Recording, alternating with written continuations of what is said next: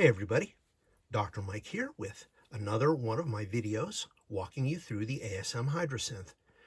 In our last few videos, we have talked about the oscillators and the mutants, which provide the basic tone sources for the Hydrasynth. We're going to finish up that look by looking at the ring modulator and the noise generator. Then we're going to walk through the rest of the sound architecture, the mixer module, the two filters, the amplitude control, and the effects. We're going to be going pretty fast because unlike the stuff up until now, these elements of the architecture of the Hydrasynth are more conventional, more recognizable to people who have worked with synthesizers before. So I'm going to be spending most of my time talking about the stuff that the Hydrasynth does that's different or unique. We're going to go a little out of order here and start with the mixer module because there are a couple of things in it that we need to show off. This screen for the mixer shows all 5 of the sound sources that feed into it: the 3 oscillators, the ring modulator, and the noise source. The solo capability allows you to quickly choose one source and isolate it so you can listen to what it's doing by itself.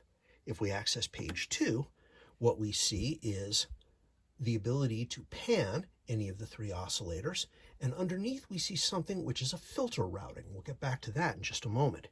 If we go to page 3, we have the same thing for the ring modulator and the noise source, and we have a filter routing control, which also appears, by the way, inside filter 1 so that it's easy to get to.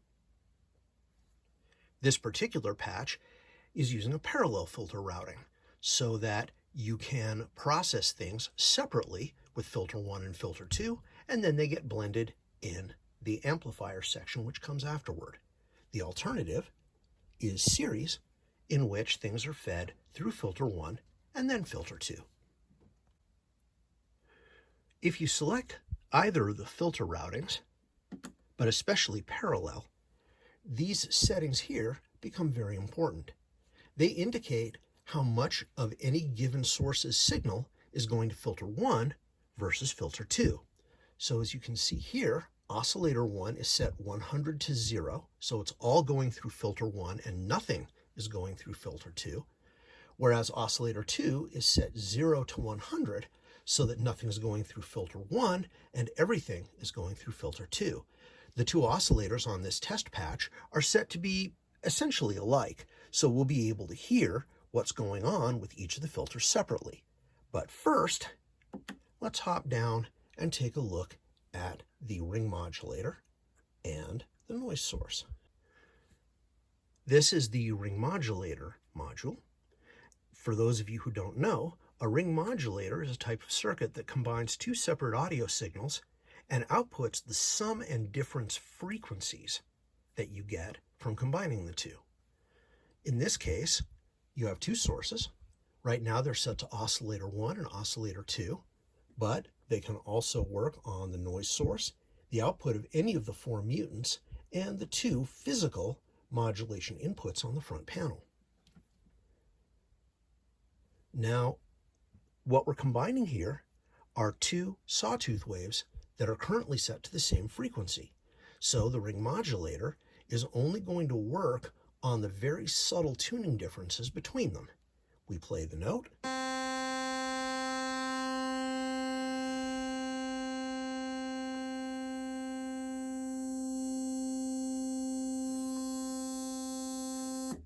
Note the waveform on the left.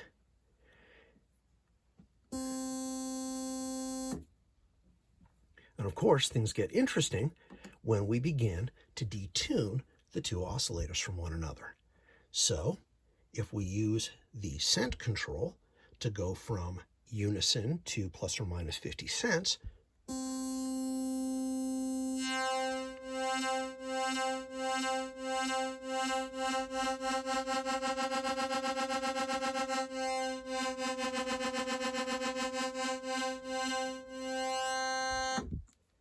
that lovely tremolo effect you get from the beating between the 2 oscillators. And of course, if we go to semitone control, then we get the crazy ring modulator stuff that most of us are used to hearing.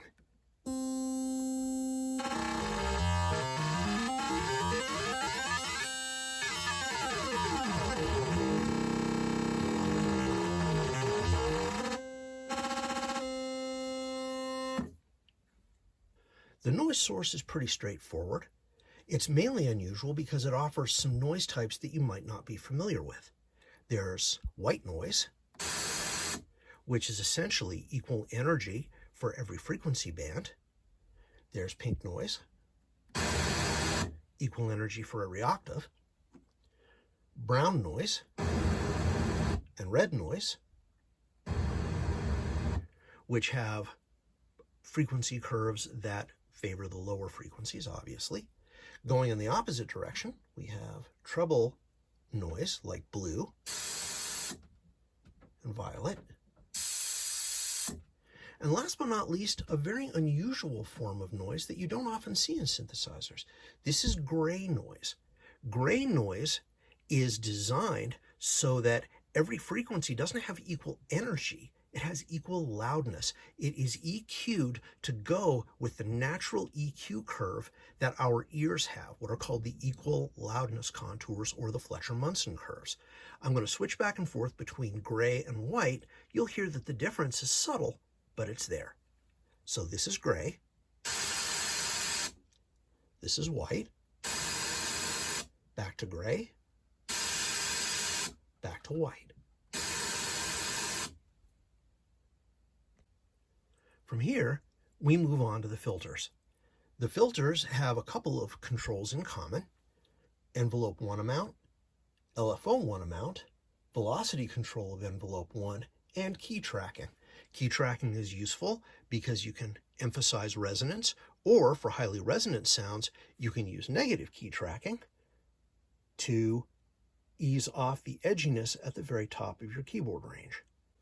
For the purposes of the video, I'm not going to do a lot of direct comparison of the sonics between the various filter types. They're often quite subtle, and they sound really good. I'm just going to run through a couple of the unusual ones so you have something to look forward to. First of all, we have low-pass filters based on the Moog ladder circuit, 12 dB per octave slope and 24 dB per octave slope. So if we set a cutoff and resonance, that gives us a good idea of what the frequency response of the filter is going to look like. Now, beyond these, there are two more ladder low-pass filters, 12 and 24, called FAD. These are unique to the Hydrasynth as far as I know. They're what's called compensated filters because, unlike a standard analog filter where low frequency information actually goes away as the resonance gets higher, these compensate for that, so they have a lot more low end in them. Interestingly enough, because of the psychoacoustics of sound, when you hear that, you tend to hear it as less treble rather than more bass. So if we look at the FAT filter, turning up the resonance doesn't move the low frequency content at all, whereas if we go back to the standard, as we turn up the resonance, the low end drops. That can produce more useful basses and low pads. Beyond that, we have some modeled filters, but before we get to that, there's this lovely gate filter. I really like this one because it has a very controllable resonance and it sounds gorgeous.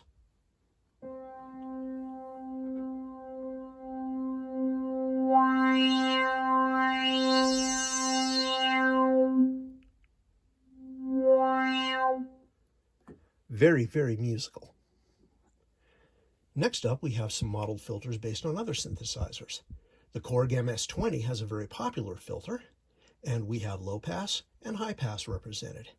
After that, there are 3 filters based on, quote from the manual, a boutique modular synthesizer.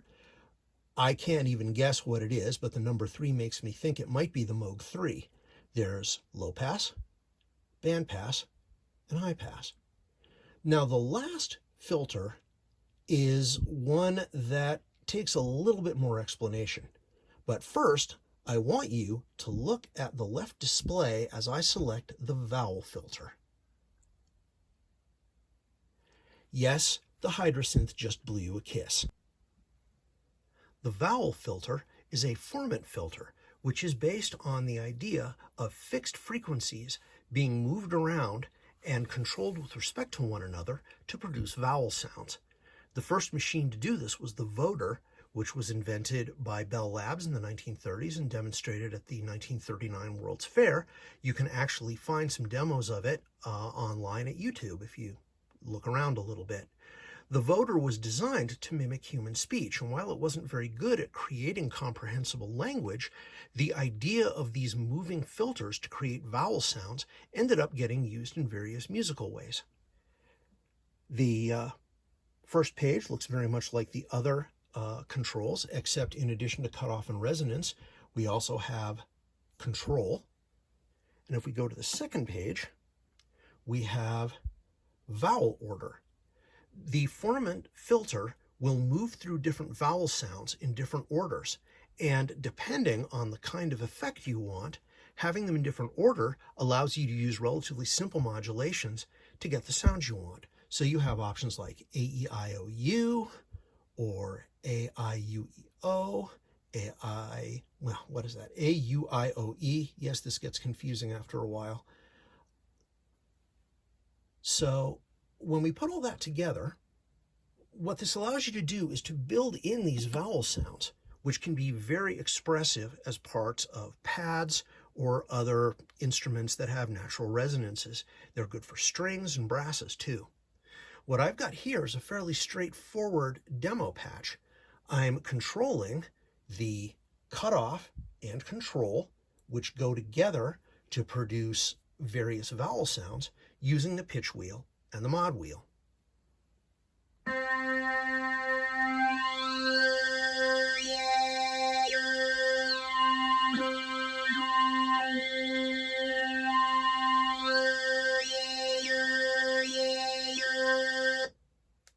You get the idea. One other control you'll find on filter 1 is the drive control. You can overdrive the filter. You have a choice of pre and post routings, which lets you hit the filter harder going in or overdrive the filtered signal as it comes out. I happen to really like the drive sound on filter 1. I'm not a huge fan of overdrive and distortion on filters, which puts me in the minority. I find this one to be really musical and controllable.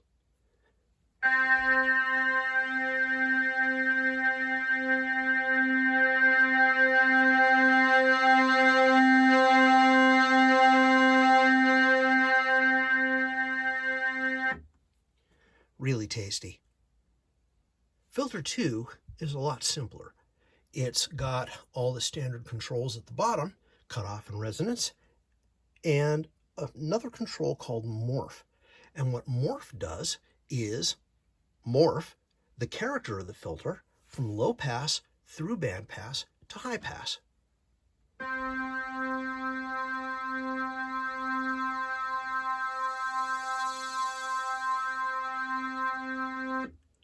Naturally, the morph control can be modulated, which allows you to create all sorts of interesting tonal changes. One other thing worth mentioning about the filters is that in case you want to grab certain parameters and work with them quickly, there are some macro knobs permanently dedicated to those functions over on the right of the keyboard. You'll notice that they have cutoff, resonance, drive or morph, depending on whether you're working on filter 1 or filter 2, positive and negative envelope control for envelope 1, and positive or negative LFO control for LFO 1. This is where you select whether you're working with filter 1 or filter 2.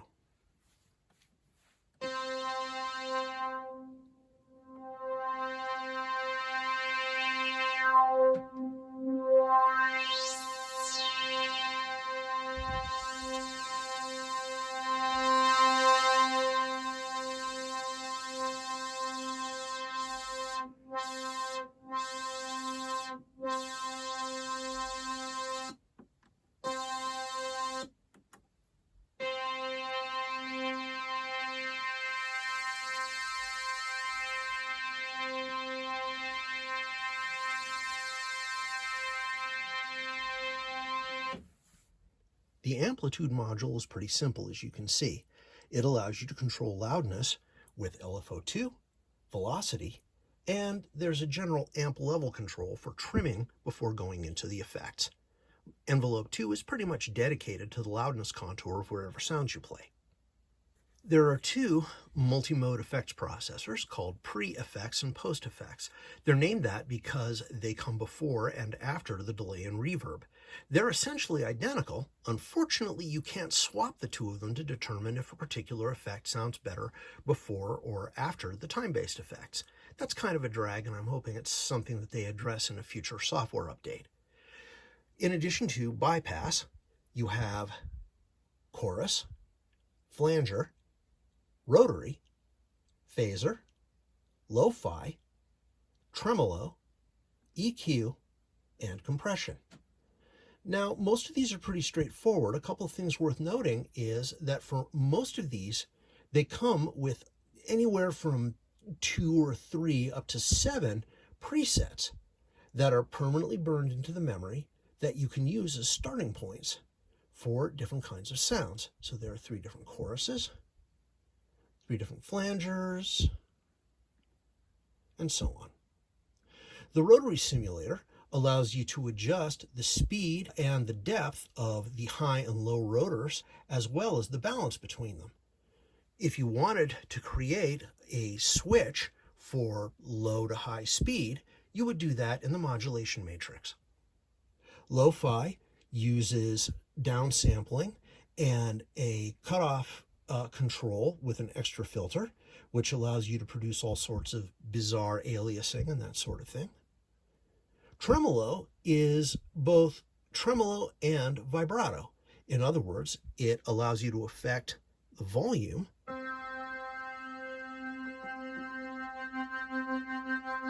and the pitch.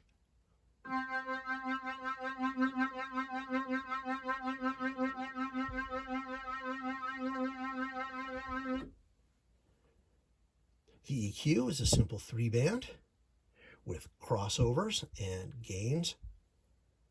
The compressor is interesting because it has a sidechain.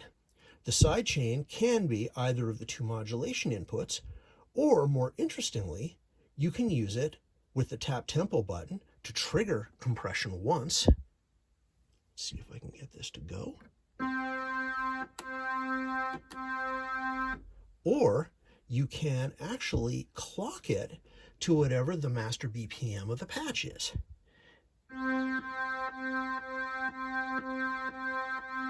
Which allows for all sorts of interesting rhythmic effects.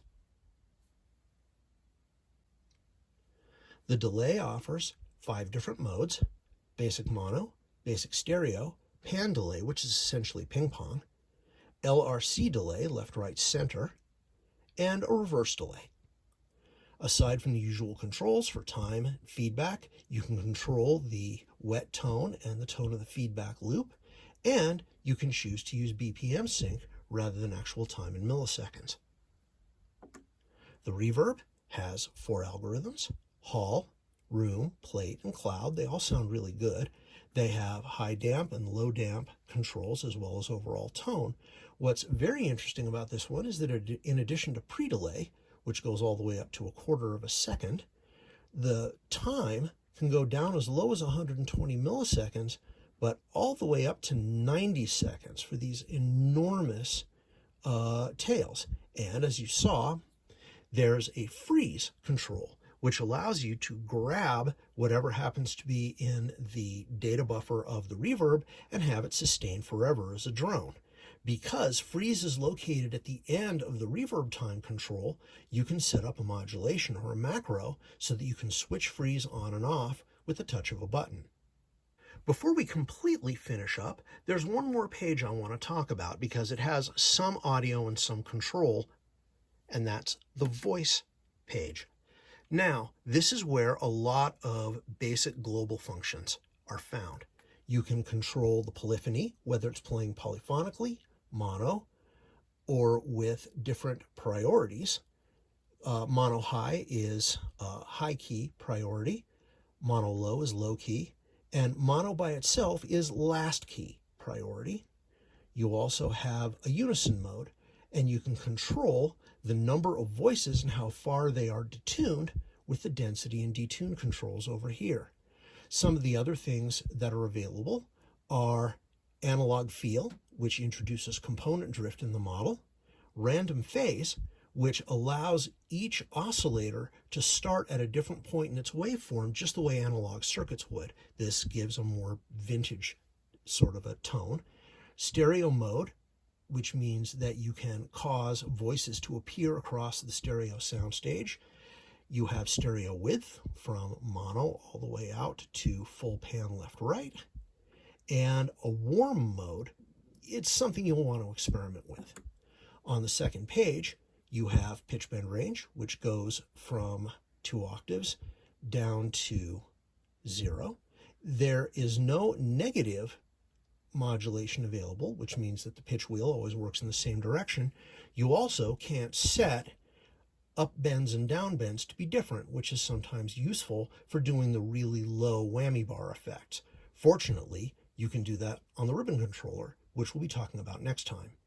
There is also a global vibrato LFO, which controls all 3 oscillators at the same time and allows you to do standard effects like this.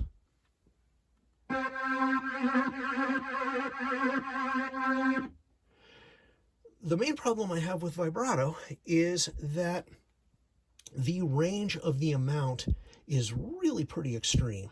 1 is good for most uses. 2 is kind of outside where it's really handy, and it goes all the way up to 12, which is basically science fiction territory.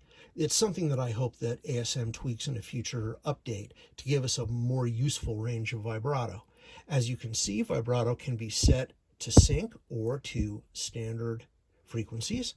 Down here, when we turn on glide, we get glide time, whether or not it works in legato mode, and you can set the curve from logarithmic through linear to exponential to give you a different feel of how the pitch starts moving and ends moving between where you start and where you finish. Page 3 of the voice controls allow you to set up scales other than the standard chromatic scale. You can select what key you're working in, and then you have chromatic, a whole bunch of different modes and specific scales for world music, blues and jazz and so on, and the ability to create a custom scale where each of the 8 tones is at an interval that you wish. Another interesting thing worth noticing is this parameter, snap. This is one of those fascinating parameters that isn't mentioned anywhere in the manual and doesn't appear to be in the up-to-date notes either. I'm kind of looking forward to finding out what it does. That's going to do it for this section of our walkthrough on the Hydrasynth. Next time we'll get into control signals, the modulation matrix, macros, and possibly get on to the performance controls, although I think I'm going to save those for a separate video. In the meantime, please don't forget to subscribe and like this channel, and if you get a chance, head over to musicplayernetwork.com. It's a great forum with information on everything from touring keyboards to all types of instruments and pro audio and recording techniques as well. It's a wonderful community, and if you go to the MPN GearLab forum, you'll find an ongoing thread where I go into this stuff about the Hydrasynth in more detail. That's going to do it this time. We'll see you again soon. Remember to stay safe, stay sane, and stay connected.